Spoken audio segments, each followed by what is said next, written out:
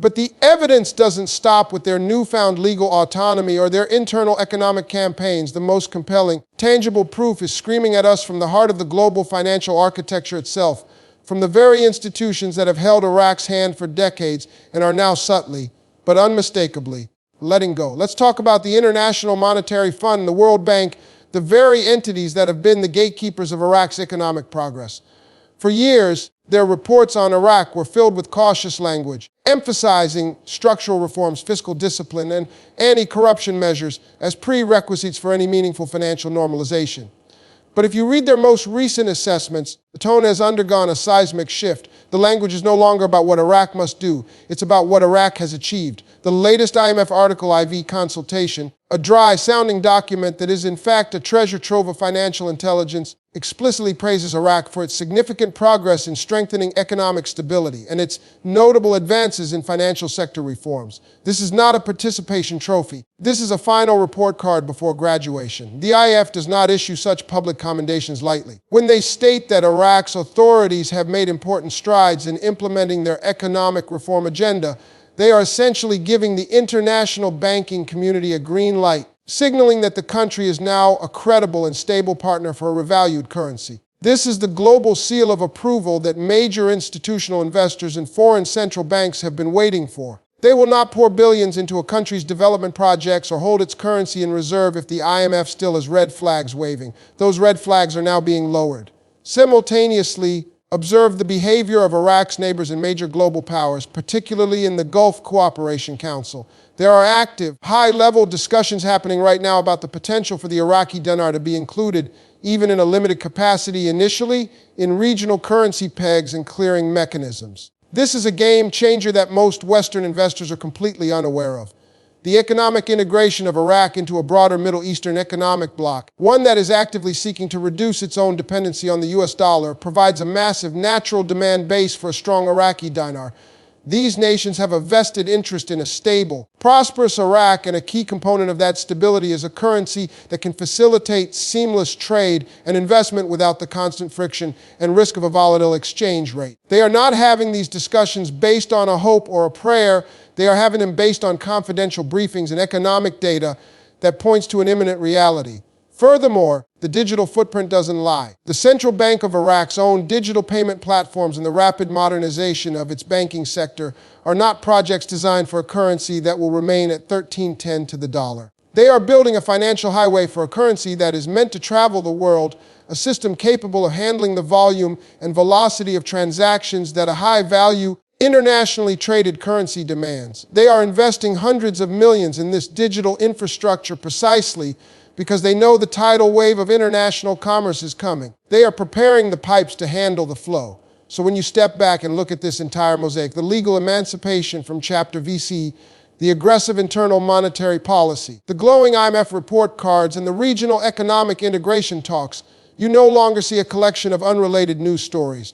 You see a perfectly synchronized symphony with every instrument, from the legal and financial to the geopolitical and technological, playing the same crescendo.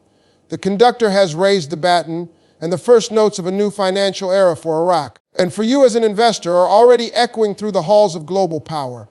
The waiting is over because the process itself has reached its terminal velocity. The argument is no longer if. The evidence now conclusively points to how and when, and the timeline is collapsing right in front of our eyes, leading us to the undeniable truth that 2025 is the year the prophecy finally becomes your prophet. So let's pull back the curtain on this final administrative act and identify the precise, real-world events that will signal the final countdown. Because the transition from the current state to the post-RV reality will not be a single explosion of light, but a sequence of interconnected switches being flipped, each one illuminating the next part of the path.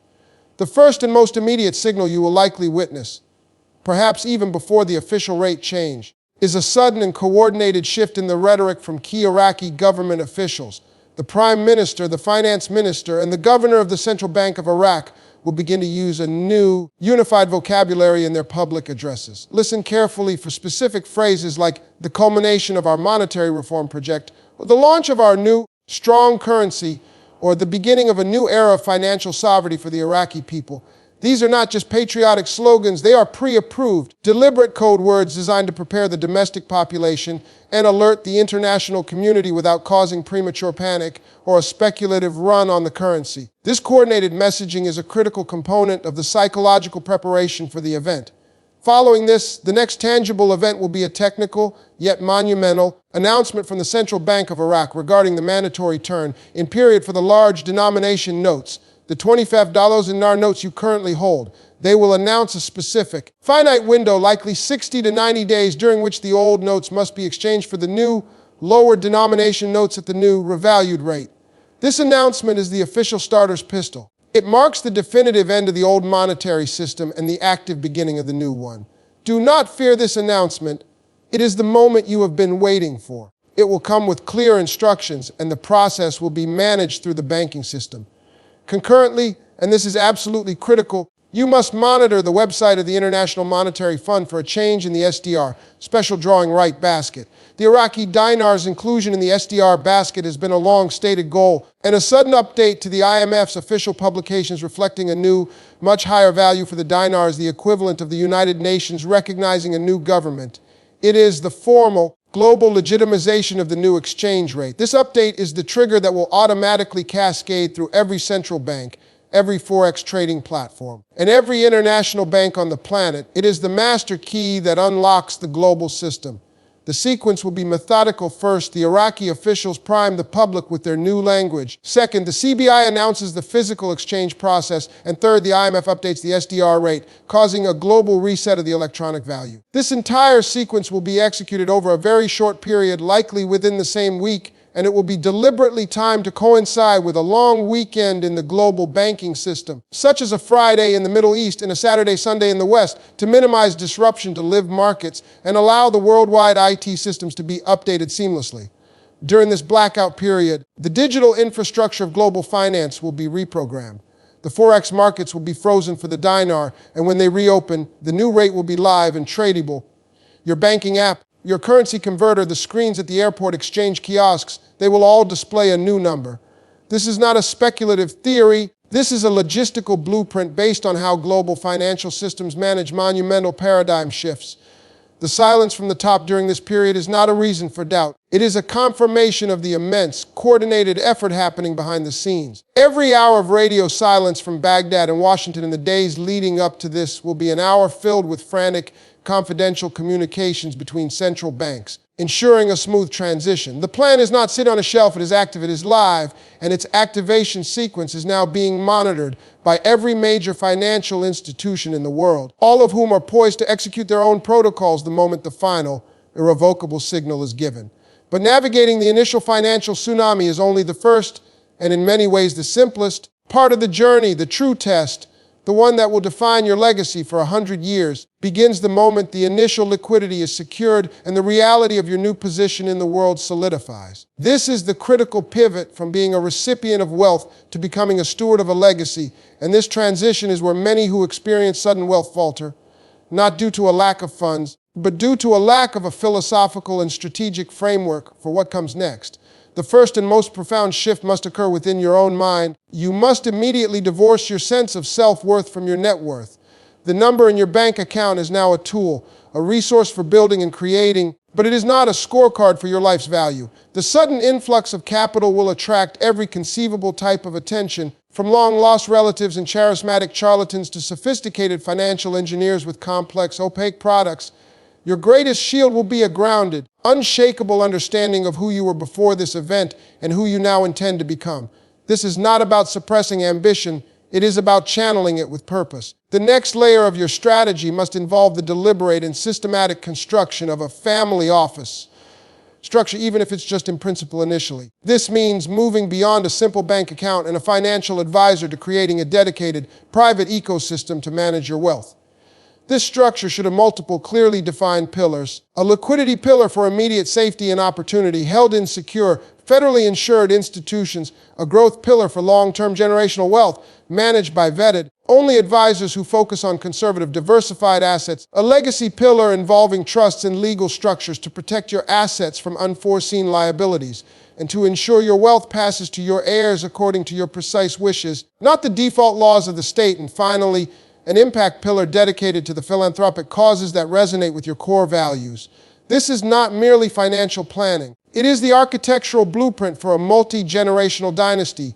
It forces you to think not in terms of what you can buy today, but what you can build and protect for a century. Within this structure, your relationship with time and opportunity undergoes a fundamental transformation.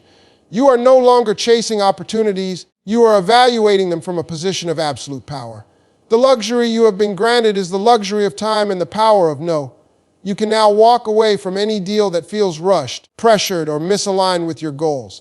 This ability to be patient and selective is the single greatest advantage of the truly wealthy, and it is a muscle you must consciously exercise. Every investment, every major purchase, every commitment should be put through a filter. Does this enhance my family's long-term security, freedom, and purpose? If the answer is not a resounding yes, the answer is no. This disciplined approach extends to your personal life.